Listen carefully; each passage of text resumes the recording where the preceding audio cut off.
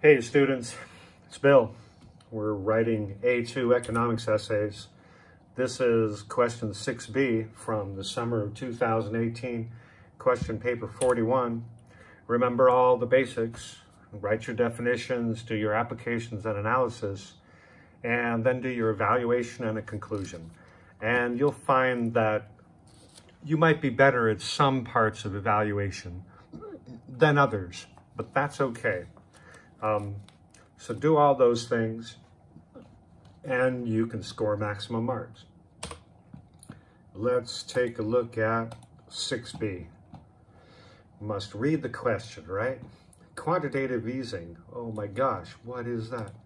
Has a limited effect on employment in the short run. Oh, and is likely to cause inflation in the long run. So they asked two questions again, right? There's two questions there. Quantitative easing has a limited effect on employment in the short run and is likely to cause inflation in the long run. That's two questions. Discuss. So we need evaluation and a conclusion. Whether there's any truth in this statement. Maybe they should say these statements. But anyway, we know there's two questions. So let's do them. As usual, I do my little conclusion or summary in the beginning. You don't need to do this. That's just me. These answers are not, perfect, and they're not the only way to answer. This is just showing you the process I go through, and I think that helps students write better. So, not necessary.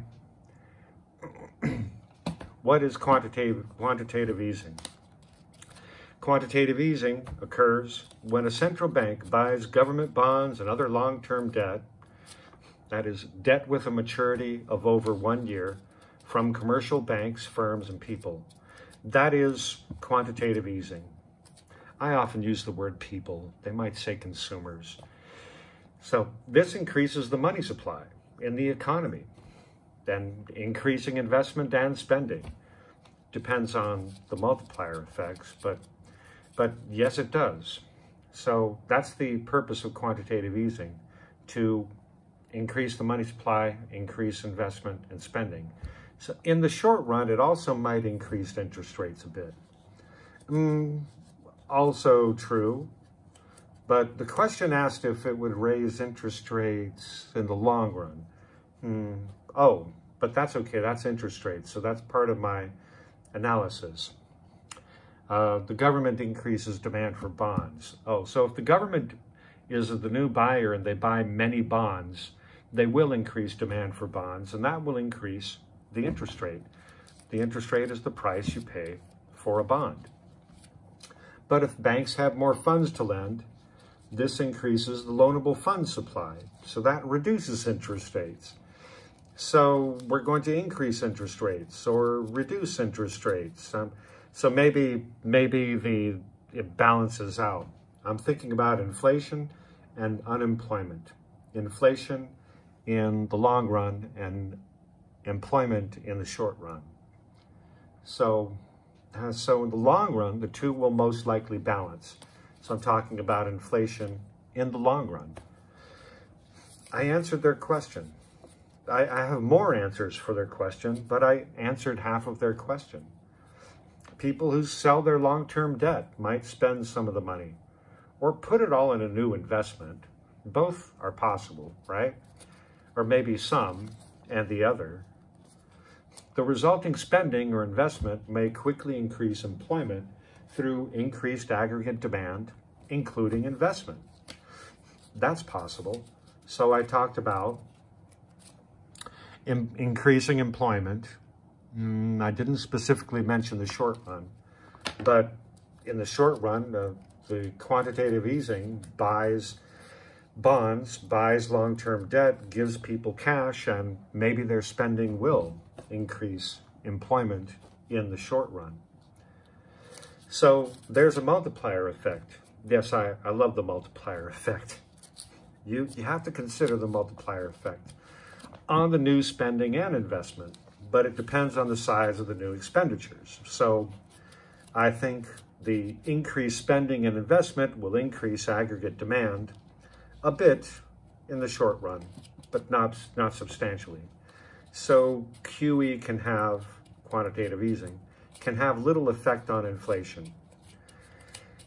I think, yes, the banks can lend the additional funds, but a slight change in the interest rate will have a negligible effect on investment and spending on durable goods or borrowing money for consumption.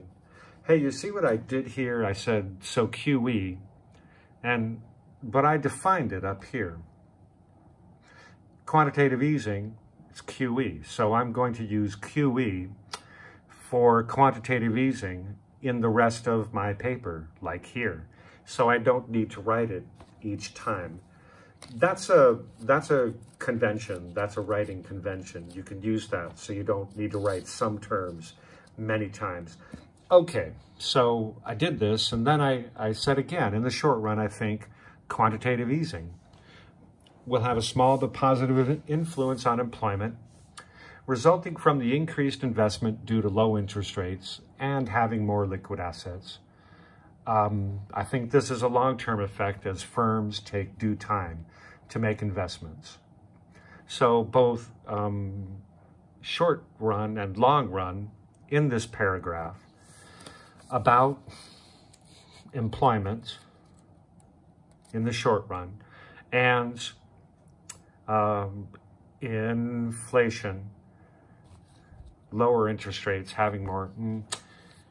Oh, I think it's also a long-term effect.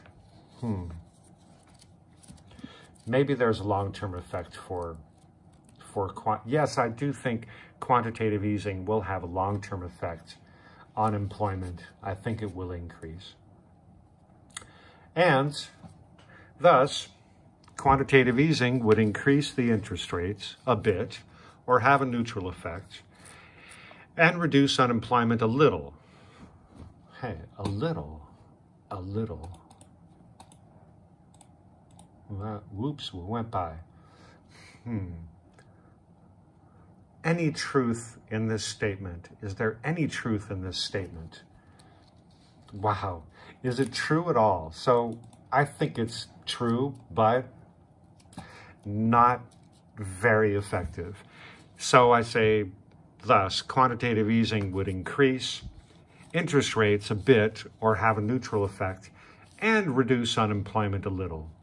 That's any effect.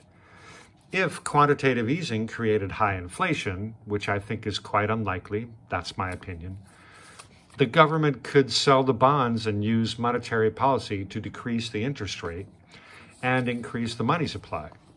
If you increase the supply of bonds, demand and supply, if you increase the supply, then you're going to reduce the interest rates and you'll reduce the money supply. So the Fed, the central bank, can avoid inflation. So I think in the long run, there won't be inflation. Let's see. Sell the bonds. It would be better if I specifically addressed short run unemployment and long run inflation, decrease in long run inflation.